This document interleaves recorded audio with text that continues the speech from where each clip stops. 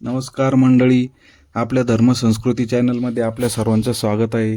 हिंदू संस्कृतीनुसार, हिंदू धर्मानुसार आपला आता चैत्र नवरात्र सुरू होत आहे आणि चैत्र नवरात्रीच्या दिवशी म्हणजेच गुढीपाडवा, चैत्र प्रतिपदा या दिवसापासून गुढीपाडव्याची सुरुवात गुढीपाडवा असतो आणि त्या दिवसापासून आपल्या नववर्षाचं, हिंदू नववर्ष किंवा मराठी नववर्षाचं आपण स्वागत करत असतो. तर बघा, चैत्र प्रतिपदा ते चैत्र नवमीपर्यंत हे चैत्र नवरात्र म्हणून सुद्धा देवीचे साजरे केले जाते. म्हणजे खूप अद्भुत योग असते हे दोन्ही पण, गुढीपाडवा आणि चैत्र नवरात्र या दोन्ही गोष्टीबद्दल आपण माहिती पाहत आहोत. तर गुढीपाडवा नवीन वर्षाचं स्वागत म्हणून आपण गुढी उभारून, वसंत ऋतूचं आगमन झालेलं असतं म्हणून लिंबाचा फुलोरा किंवा आपण साखरेची जी गाठ असते ती गाठी बांधतो आपण आणि फुलांचा हार आणि अशी एक गुढी आपण उभारीत असतो. एक ध्वज पताका जरी म्हटलं तरी आपण एक आनंद उत्सव म्हणून एक गुढी उभारीत असतो. या गुढी पाडव्यापासून म्हणजे चैत्र प्रतिपदापासून तर नवमीपर्यंत देवीचे नवरात्र पण असते. बघा, वर्षातून 4 नवरात्र, 2 गुप्त नवरात्र आणि 2 प्रगट नवरात्र. त्यापैकी एक हे चैत्र नवरात्र. त्या चैत्र नवरात्रीमध्ये पण काही ठिकाणी घट बसवायची म्हणजे परंपरा असते, पण ज्या आपल्या तिथं जशी परंपरा असेल त्याप्रमाणे आपण चैत्र नवरात्र साजरं करायचं आहे. म्हणजे घट नाही बसवली तरी पण आपल्याला चालू शकतं. पण या 9 दिवसामध्ये देवीची अखंड सेवा, दुर्गा सप्तशती पाठ, ललिता सहस्रनाम स्तोत्र, देवी अथर्व शीर्ष, तसंच चंडिका स्तोत्र, सिद्धकुंजिका स्तोत्र, म्हणजे देवीचे जेवढे जास्तीत जास्त स्तोत्र आहे याचा आपण पाठ या दिवसामध्ये करू शकता. जेणेकरून काय होतं, आपल्याला कुलदैवताची कृपा प्राप्त होत असते. आणि त्याचबरोबर बघा, या दिवसापासून चैत्र महिन्यापासून आपल्या गावोगावी ग्रामदैवतांची यात्रा पण सुरू होत असतात. तर या 9 दिवसामध्ये बघा, जे साधक असतात आपण या 9 दिवसाच्या नवरात्रीमध्ये आपण मंत्र साधना सुद्धा करू शकता, ज्याच्यामुळे या साधना मंत्रसिद्धीला सिद्धी येत असते, वाचा येत असते.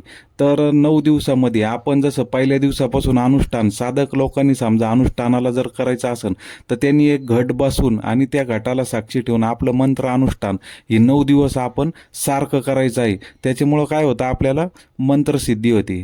त्याच्यानंतर बघू आपण काही उपाय, तोडगे बघू. बघा, चैत्र नवरात्रीपासून म्हणजे 9 वर्षाची सुरुवात होत असते. तर 9 वर्षाचं स्वागत करत असताना अगोदरच आपल्या घराची साफसफाई, स्वच्छता करून लक्ष्मी मातेचं आगमन या वर्षामध्ये व्हावं यास आपण भगवंताकडं प्रार्थना करायची असते.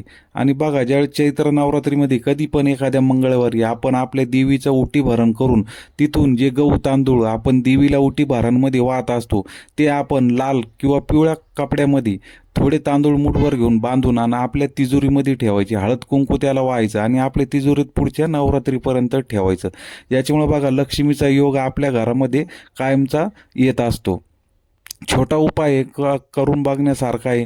त्याच्यानंतर बघा, नवीन वर्षाची सुरुवात करीत असताना आपल्या भूमीला प्रणाम करायचा आहे, भूमीला नैवेद्य द्यायचा आहे, भूमीचा तिळक आपल्या कपाळी लावायचा आहे. त्याच्यामुळे भूमीप्रती, ज्या भूमीमधून आपण अन्न उत्पन्न करतो आणि जगतो त्या भूमीप्रती आपली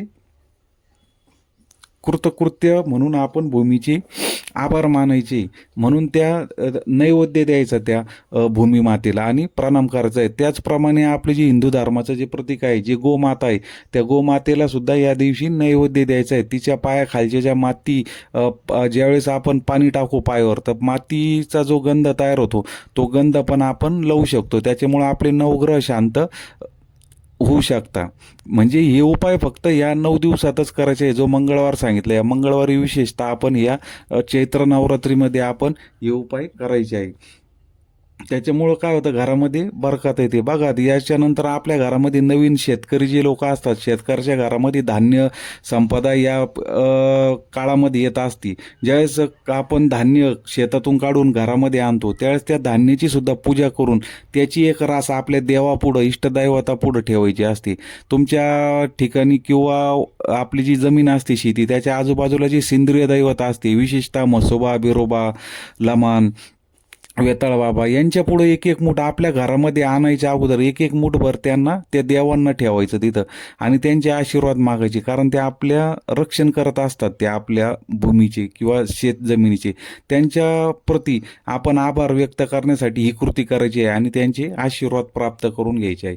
बघा, हे छोटे छोटे उपाय करून बघा आणि पुढच्या वर्षापर्यंत बघा आपल्याला किती आयुष्यामध्ये फरक पडलेला दिसतो. जास्त काही करण्यापेक्षा प्रती आणि सेंद्रिय दैवतांप्रती त्यांच्याप्रती आपण आभार व्यक्त करा. आपल्या ग्रामदैवतांचे या दिवशी आवर्जून दर्शन घ्या आणि एक नवीन वर्षाची सुरुवात आनंदाने करा. तसेच या नवरात्रीच्या चैत्र नवरात्रीच्या काळामध्ये जास्तीत जास्त आई भगवतीची आपली सेवा करा आणि देवीचा कृपा आशीर्वाद प्राप्त करून घ्या. एवढी सेवा आपण सर्वांनी अवश्य करावी आणि आपल्या हिंदू नववर्षाच्या सर्वांना खूप खूप शुभेच्छा. आणि इथेच व्हिडिओ थांबवतो. धन्यवाद.